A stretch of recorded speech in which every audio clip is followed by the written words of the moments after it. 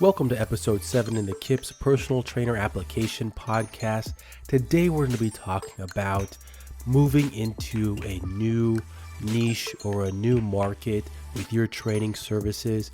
Our guest is Kelly Manzone. She is a personal trainer based out of Connecticut who does also seminars for Indian clubs, steel clubs, the steel mace. And with her seminars, she has ones that target general population or has a more direct target audience. We're going to talk about how to develop these offerings and how a personal trainer can develop something that they're passionate about and something that they feel like they can build on a day-to-day basis. Let's get to the episode. So Kelly, what was your business plan going into developing your workshops and your seminars? My business plan, well, it kind of wasn't really a business plan. What happened with workshops is I had been approached by colleagues. Like I started getting approached about 2.5 years ago by groups of trainers asking me if I could come and do a workshop for them, either at their facility or in a gym environment, or at renting a place somewhere within the city. Also, a couple of PT places had reached out, and I actually turned down the first 4 requests because I wasn't like, it kind of was a first for me. I'd always wanted to go into education. And that's where my career has kind of naturally evolved, and along with creating unique events and workshops that I've been doing over the past couple of years. And it kind of dawned on me. I was like, well, if people are reaching out consistently, I must have something to offer, because these are people that are my colleagues. So when the next request came, I did not turn it down, and I kind of dove in. And then it just started to continue. It continuously evolved. So like one workshop would lead to networking with somebody else, and somebody would kind of get wind of it, and then they would contact me. And that's how I actually got started with the workshops. I had to kind of take a leap of faith, I guess you could say. Yeah, definitely. And I would say that is one of the primary benefits of going to workshops, seminars, conference, is the availability of networking there. You never know who you're going to meet there, where they come from, what their job is, and what even their intentions of going to some of these conferences are. They might be there to network just like yourself and be able to have these opportunities there if you spark the right conversation, or even if the topic that you're presenting on is something they feel will be valuable for their audience, for their members, or even their staff. So it's a very, I'll say, unique way that for you to get into the workshops, because you're already putting out great quality content. Oh, thank you. People, they realize it, they see it. And I think that where I think the next step in terms of what we're going to talk about today with trying to develop I'll say a niche market in terms of what is your target, in terms of how can I bring this out in terms of the audience. I want this target demographic with you. And right now you're putting on these really great female driven workshops and services. Was there a moment that you're like, okay, I think this is a need, and how do I create those? Was that kind of your thought process? Well, when I started doing the workshops 2.5 years ago for specifically mace training, kettlebells, and mobility, my demographic is not really like a specific niche, because most of the people, especially in my last 6 Indian club and mace workshops that I've done by myself, there's a wide range of demographic, age-wise, background-wise. More often than not, I have more fitness professionals and colleagues that attend my workshops than enthusiasts, though there are enthusiasts that also attend. And, I'll have a wide range of experience and age. So what I love about the events is, the one I did in Virginia not too long ago, I had a gentleman there who was 70. Then I had a young trainer who was new to the business who was 24.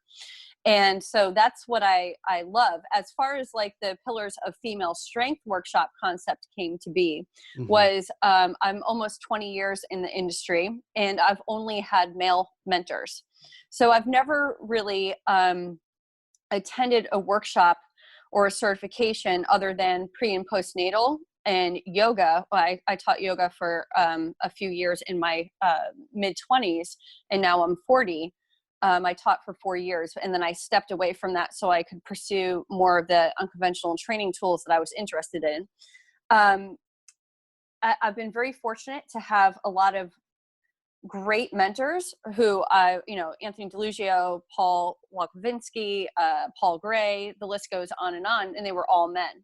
So it's not to pin male against female. Mm-hmm. I just realized that within the circular training world and with kettlebells, I never really saw a woman out there doing her own stuff. It was always, either a large company and a woman associated with the company.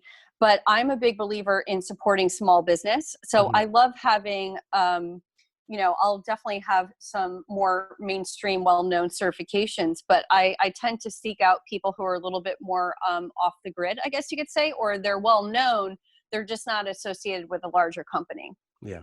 And once I started traveling around the country and teaching, I started to realize that, women would approach me and say, I've been interested in this stuff, but I didn't know where to go or, what the next step could be.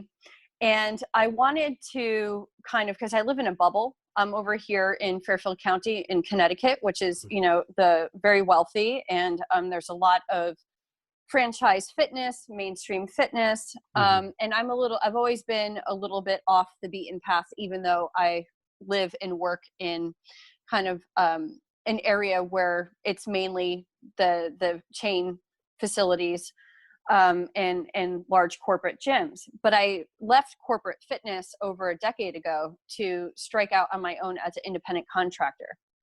So I work at small, independently owned facilities in town, and I kind of realized that some of the skills that I practice, women are not as exposed to it, and maybe they've kind of heard about it and they've seen it, and it seems kind of something that's unattainable.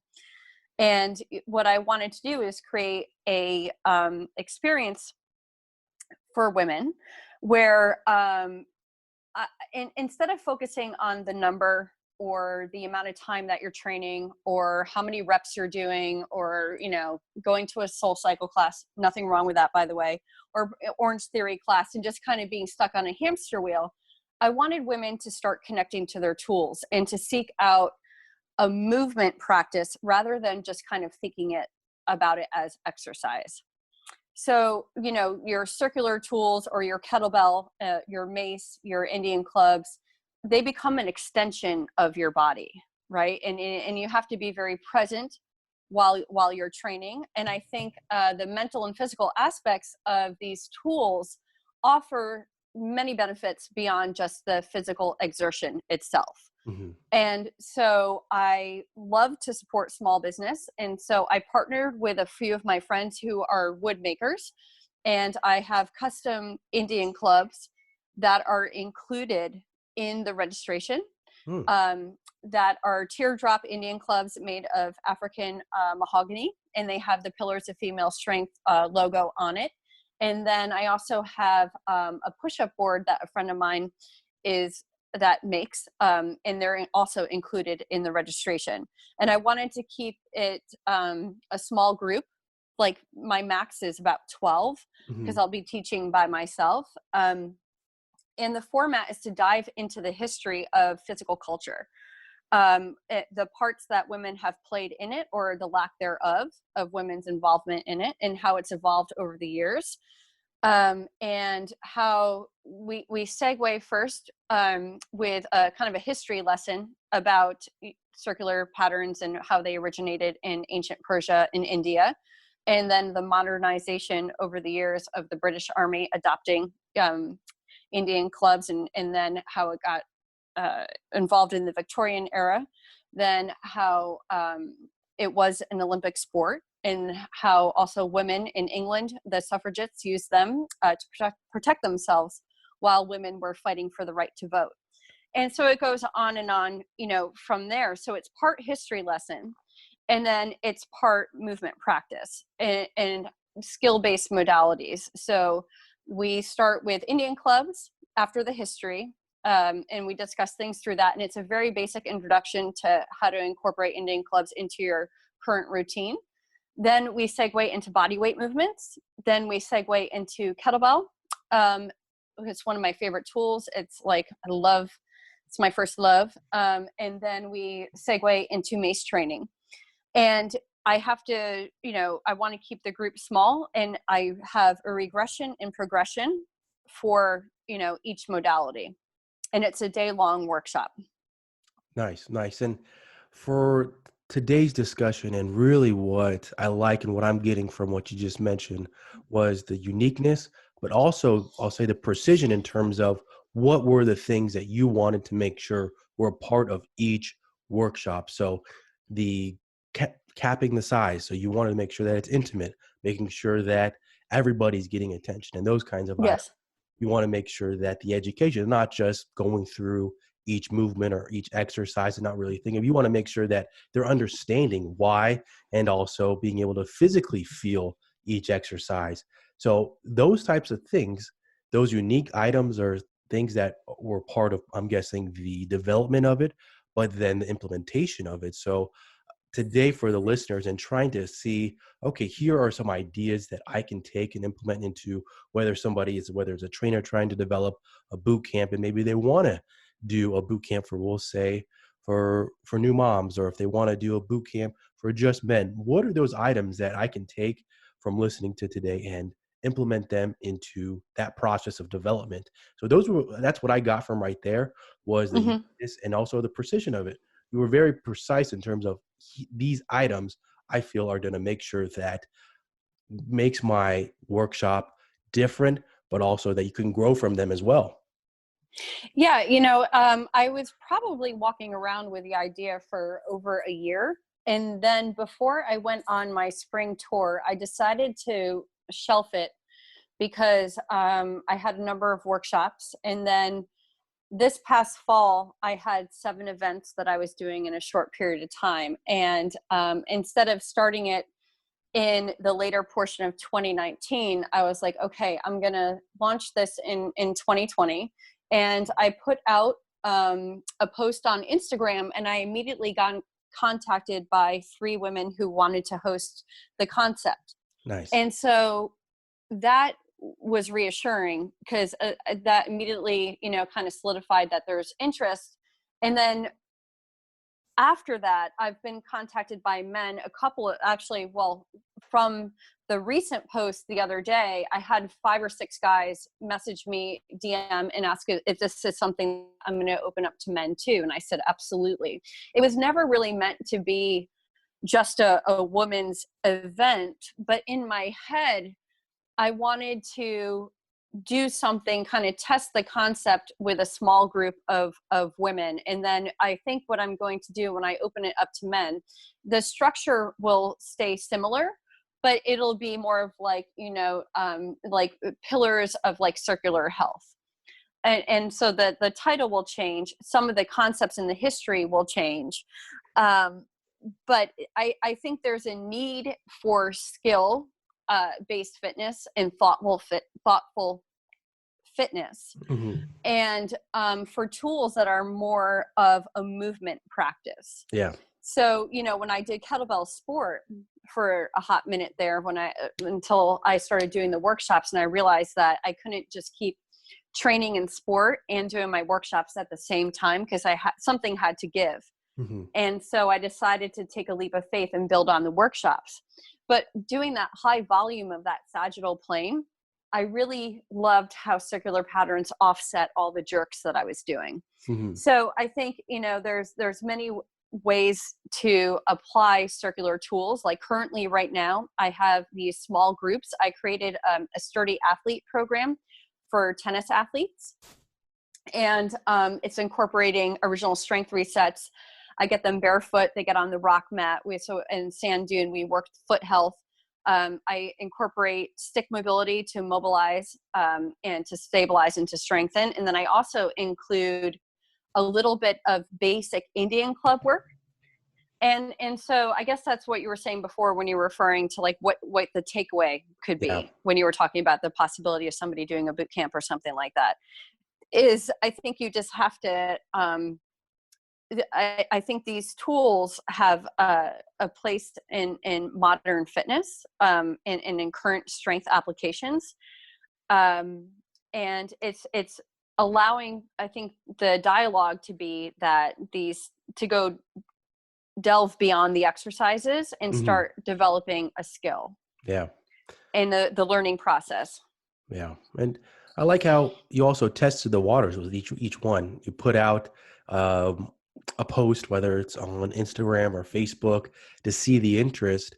And as I talked about in a different podcast with Hmm. somebody named Danny Cola, posting, there's a leap of faith. There's some fear involved. And often because you're putting yourself out there for the world to see, and you're unsure if the response is going to be positive or you're not going to get anything.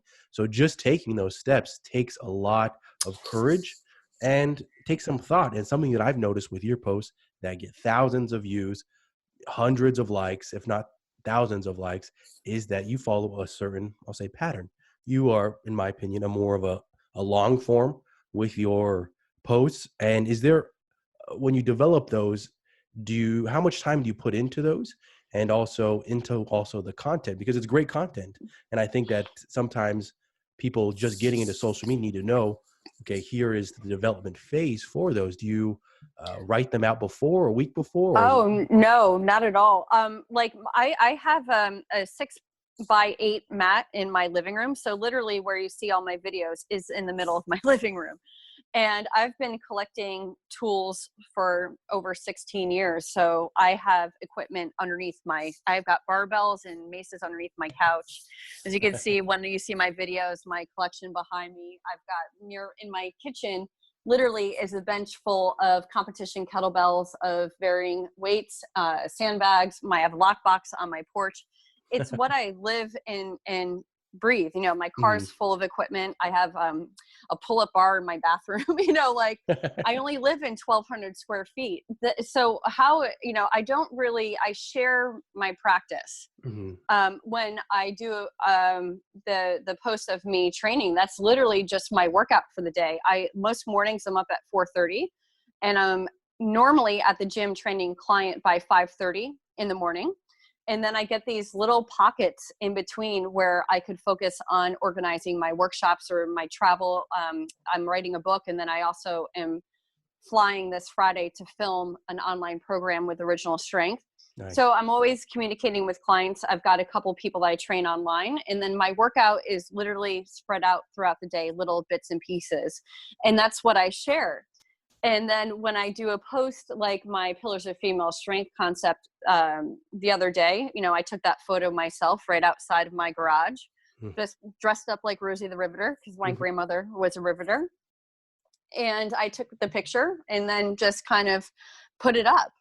So I don't really have, I don't have a set um, like schedule. I don't plan my posts out.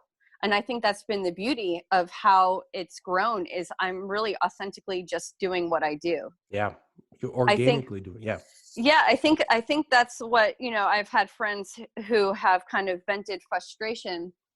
And I said, if you like, and my advice is like, if you are striving to create something and it's not organically coming out, or if you put too much expectation on something, it's going to set you up for kind of getting mentally, like your mind space is going to get screwed, Yeah. and so I think I just do what I can. And in the moments when I've realized that I've shared something with expectation, that's a big mistake. It's like, you just can't have an expectation. And then it's like, that's been the beauty of it, is just, this is what I do. This is who I am. If this is beneficial to you and you see value in it, that's awesome. Yeah. Yeah. I think the organic nature of it because this is your life. This is, you wake up and you're already breathing it. So it becomes natural for you to type up, whatever it is that you're trying to describe in that post. So it becomes genuine in terms of when somebody reads it, they understand, and they understand where you're coming from it. I think that when somebody is, like you said, they're really having to work hard to pull it out of them, it's that, of course, they're going to have a negative view on social media, or they'll think, oh, it just takes too much work, or, I don't have time for that. But I think anybody that's listening to this, hopefully they already understand that, okay, social media is something that's going to benefit my business, or it's something that I need to place more emphasis on because of where it can take me. Already, you've said how many feelers you've gotten in terms of, oh, are you going to be doing this for this audience? Or can you Yeah. come over and do this workshop for us in this city or state? Already, those are opportunities that if people aren't on social media, if they're not putting out content that, is about themselves or about their business, they're missing out.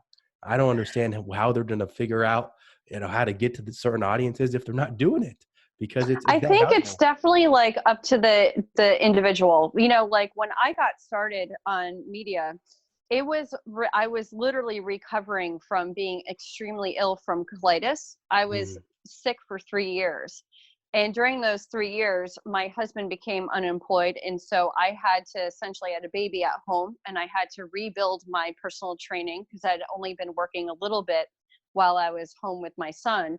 mhm. And then I literally got thrust into having to work 7 days a week. And then during that time, battling infectious colitis and post-infectious IBS. Ooh. And I was emaciated. I got down to a size 0. I was hospitalized multiple times for dehydration, and my colitis was brutal. But like I got really ill, and a friend of mine one day, because I started working out at home as a way to rebuild my strength. So even though I'd primarily been only training in the gyms, my home space became a refuge where I could just kind of rebuild my skills again, rebuild my strength. Mhm. Once I started sharing that on media, it started to kind of like take off, and I didn't expect anything to come of it. Then companies, started to share my posts. Companies start to, send me product, or, I started getting on podcasts, and it just organically started to become a business of its own. That was never Yeah. my intention. And I think that's kind of the beauty of it, is the passion, and the love for what do has always been there. Mhm. And then I just became, I guess you could say, fearless in a way. I'm like I have no problem putting myself out there, because I know that I'm a continuous student of Yeah. life. And I was one of the first women to compete in mace competitions. And at that time, I wasn't very good, but like I got up there and I did it anyway at the Arnold's Classic on the main stage in front of thousands of people and big screens and stuff. And I feel like, with the workshops at first, when I was getting contacted by colleagues and I turned it down, I was like, whoa, like what am I doing? Like the universe kind of pushing me in this direction, and I'd always wanted to get into education. So it's been a natural evolution. Now, like, not some people I know do a really good job of being really strategic. They're more of a business mindset.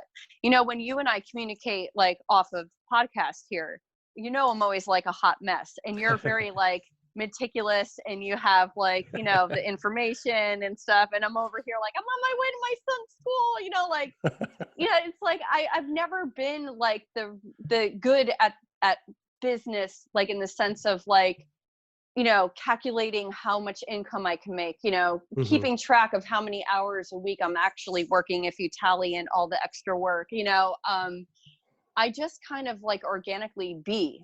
And I find that if I do that, I'm much kinder to myself, and things pull together. Mhm. Everybody is different. And so, like with media, I think people need to find what works for them. I don't do any fancy editing at all. I don't add any like over, like talkovers. I don't do Mhm. any, it's just because literally I have that 20 minutes before I pick up my son from school, and I write it up and I get in my car and I go and I pick him up, and that seems to be working. Yeah, no, it definitely is. And you were hitting right on what I was going to mention was that it's definitely person by person. It's the Yes. individual and what works with them and what even they enjoy. I will say that as someone that I'll say puts a little, I'll say spice on their posts Hmm. sometimes. And I always get amazed too with if anybody follows me on Instagram. And I mostly just post stuff for Highland Games stuff and the training that I do. And the videos are literally my training videos that I send off to a coach to be analyzed. And that's why Yep. I have them. But if I'm going to post something on Instagram, I take a little extra time and I'll put a filter on it or I'll put some text over it and because I enjoy it. And Yeah. that's part of, my, I'll say Well, you know me in hobbies. technology. I can't even find the application folder. That's but it's the individual too. If that is part of, I'll say your mindset of okay, I like to do those things. Awesome, keep doing them. Totally. If it organically comes to you, and this is what you're putting out there, awesome, keep going with it. If it's working, it's working. And I think that probably my takeaway of it is you got to start it to find out, and you won't know unless you do start posting and seeing if it's affecting your business in a positive or negative way and ways that you can alter it to ultimately get to the goal that you want. If it's that you want to do educational workshops, if you want to do boot camps, if you want to do seminars or whatever that might be, you got to start somewhere. I think that that's somewhere that trainers in general, they have these great ideas, but they don't take those steps because of either the fear or even those steps. They might not know what those steps are. I agree with that. I realized a couple years ago that I had to get out of my own way. So like anytime I've been on the brink of like kind of succeeding at something, like bringing something to fruition, I'd like freak out and I'd just like stop doing it.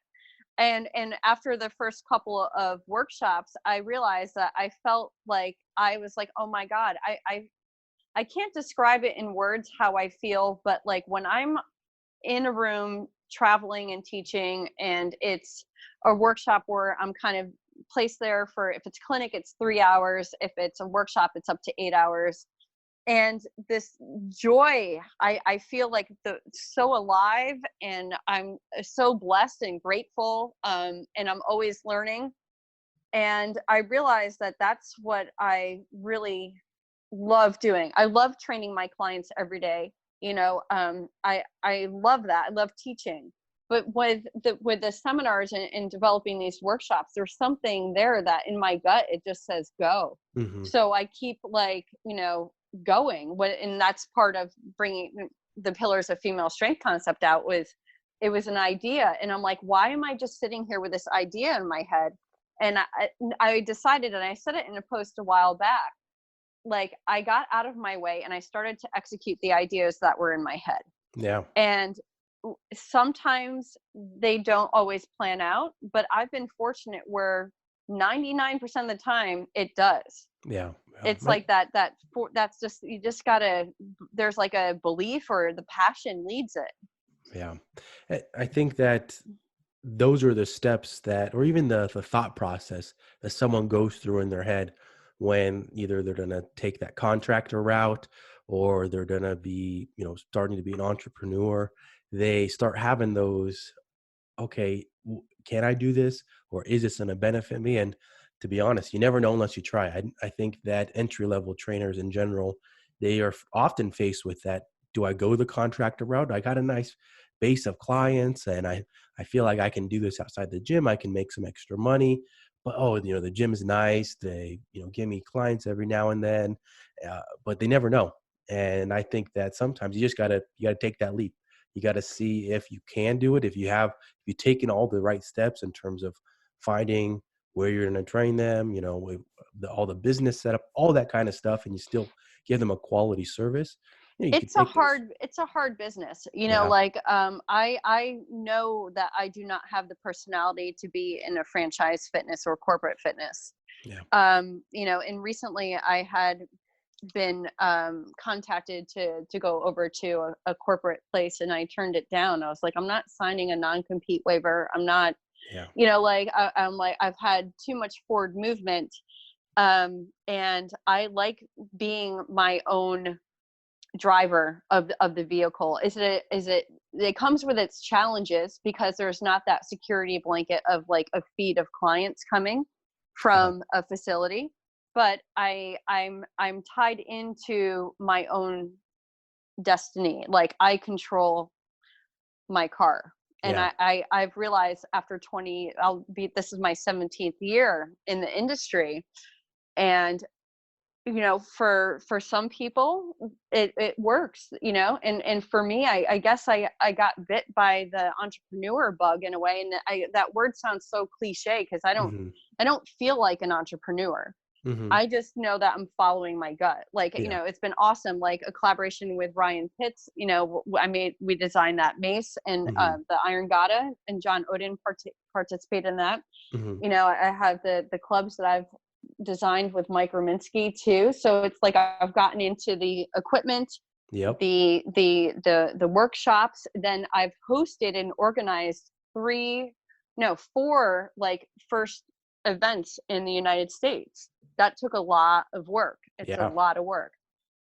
Yeah, yeah, really good stuff. And when you start to lay them all out there, I think that you're like, wow, I did all those things as well. And you definitely got to pat yourself on the back for all those items. And I think as we get to the podcast takeaways, I think the takeaways that I think trainers can really hopefully start to implement today would maybe be some type of advice for them that you think are really going to help them. I'll say maybe take that leap.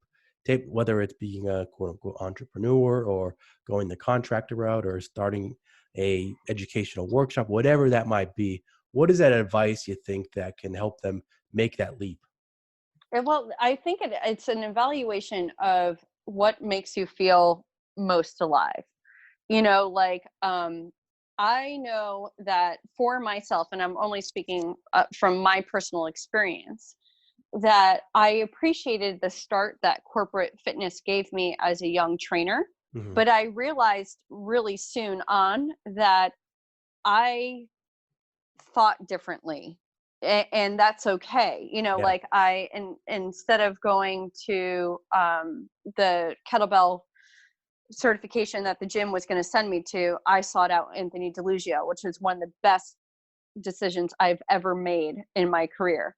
Because what I learned in writing and collaborating with him and attending multiple workshops with him, that was like an immense. Um, it just altered my career forever, and that was Hmm. 11 years ago. And I was the first one to bring kettlebell into the gym I was at, the first one to bring in a TRX, the first one to bring in the battle ropes. I just kind of always, if something interests me, I'm going to pursue it. So I think what happens oftentimes is, as you said it before, the fear, right? And I think Yeah. after battling colitis and being so ill, and then during that time being under an immense amount of pressure supporting my family financially, I went through hell and I came out so much stronger. And it gave me so much more appreciation and gratitude. And then I realized, like, my biggest hangup was getting in my own way. And so I have these times where I really will struggle because, I live in an affluent area. I'm not affluent, but the area that I'm in is. And so my clients will be gone for multiple weeks at a time, or they're commuting and they have business trips, or there's always something. Hmm. Like right now we're on school break, so it's a very quiet week for me, even though today is jammed. But it's like, you have to decide if which way you want to go. Like, I realized that I didn't want to just be on this kind of hamster wheel of fitness, because I think of exercise or training from different angles. Yeah. So I wanted people to start thinking of skill-based modalities. I want them to, because I think sometimes we get caught up in the culture of where everybody wants to turn back the clock, but they never think of the now or what's coming ahead. Hmm. And so, like, my dialogue has changed with my clients, and everybody's different. I don't know. I think you just have to honor what is in you, what drives you, and then I think sometimes within our industry is very cutthroat, Yes. and it's very dog eat dog. And I think what you have to do too is find a way to minimize the noise. Either there's outward noise or there's internal noise, Yeah. right? So like, and everybody's going to have an opinion. And they're entitled to it. And but you have a choice how other people's opinions of you are going to affect you. So what I realize is, like, I've been fortunate that I have a ton of support and, encouragement. My clients are always like, hey, they know I'm going on tour next month, and, I'm not going to see my weekend people for 4 weeks. And, it's like, it's a relationship where, I'm so grateful, but I've also had people say, what are you doing? Why are you doing this? Isn't it going to get tiring? Isn't it going to get old? Like, why? And I'm like, I'm listening to my gut, and it says go. Yeah. Like, if I want to back off, I'll back off. I'm very fortunate that I have a supportive family. My husband is 100% supportive of me, and he's been that way from the beginning, and so some people don't have that support system and some people do. And I think it's just an individualized decision. And I hope what I'm saying makes sense. I Well, know I I've think it been does. rambling, but No, I think it makes a lot of sense, but also I think the takeaway that I got was the steps to build confidence in your path, whatever that path might be. I know we talked about several different things, but you yeah, complete one thing, or you might have one life moment that gets you to reevaluate or rethink what path you're on, but then you get confidence from it that tells you to keep going and tells you that this exactly. can work. I'm 40 and I'm like, and which is young. I know I'm young, but I'm also in a career that, is physically demanding. And I've Yeah. been, I was an athlete my whole life. Then I was, completely on my own at the age of 17 financially. And I had to work in order to pay for college, any books, anything, my apartment, anything I needed, I had to work for. And now, being almost 20 years in the industry, I realize, like, it's kind of now or never, right? Like, so Yeah. that's why I always tell people to kind of like tap into your unfulfilled potential. Yeah. And I don't want to be a slave to the hours of the gym all the time. Like, I want to pursue the education because that's where my heart is and my career is going. I think you could have both.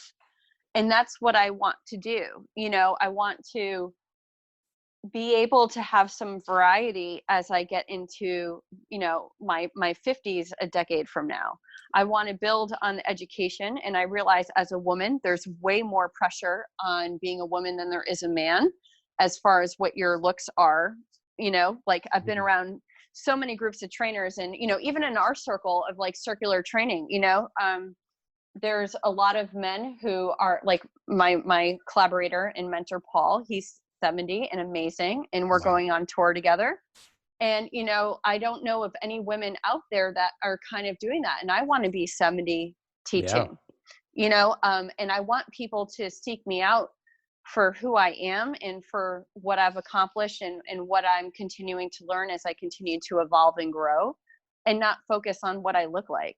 Yeah. And or that should be for anybody in general. I'm not saying about me specifically. That's like a broad, like, Hmm. I think that's where our industry needs to go to. Is I think our industry needs to realize that people don't always have to fit into the vanilla. There's a lot of spice. Yeah. I think that's the old argument of, should a trainer be in shape, or do they have to look in shape, or do they have to play that sport to be able to coach it? Things like that you hear these arguments all the time, and, there's both sides of it. And I think that it doesn't always have to be a yes or no in those. So Kelly, No, I think, it's gray. yeah, There's exactly. beauty. There's so much beauty in exploring the gray. Yeah, agreed. Agreed. Well, Kelly, can you give the listeners some insight into one, your social media tags, but also Hmm. your upcoming workshops that you have? Sure. So on Instagram, I'm at KelsBells88 and Kelly Manzone, Manzone. And I do have a website that I never use, which hopefully Tyler knows that already. One thing at a time. I'm also on Facebook as Kelly Manzone. And then the workshops that I have coming up actually next month, me and my mentor Paul are going to be in St. Louis on Nice. March 14th and 15th. Yep. Doing Indian Club and Mace Basics. And then the following weekend, we're in Connecticut, where I am at my buddy Yuri's place. You're familiar with Yuri. Yes. That's in Wilton on the 21st and 22nd. And then we fly to England.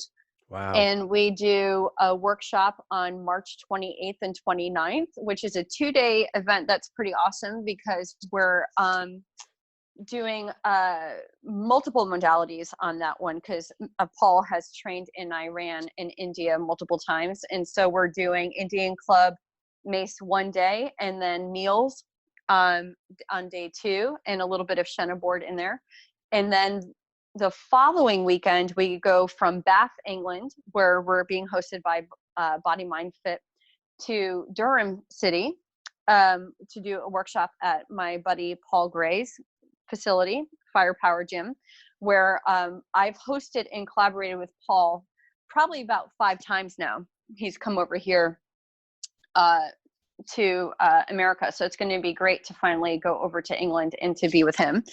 And then in May May 16th will be the first Pillars of Female Strength workshop, which will be in Toronto at La Femme Strong. And then the following month, I go to Minnesota, June 13th for another Pillars of Female Strength workshop.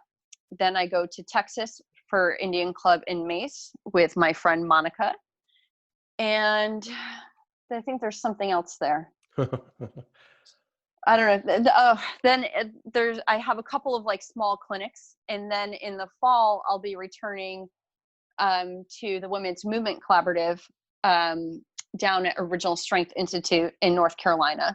And September 19th, I'll be in Moab, Utah for another Wow. Pillars of Female. Yeah. So it's kind of crazy.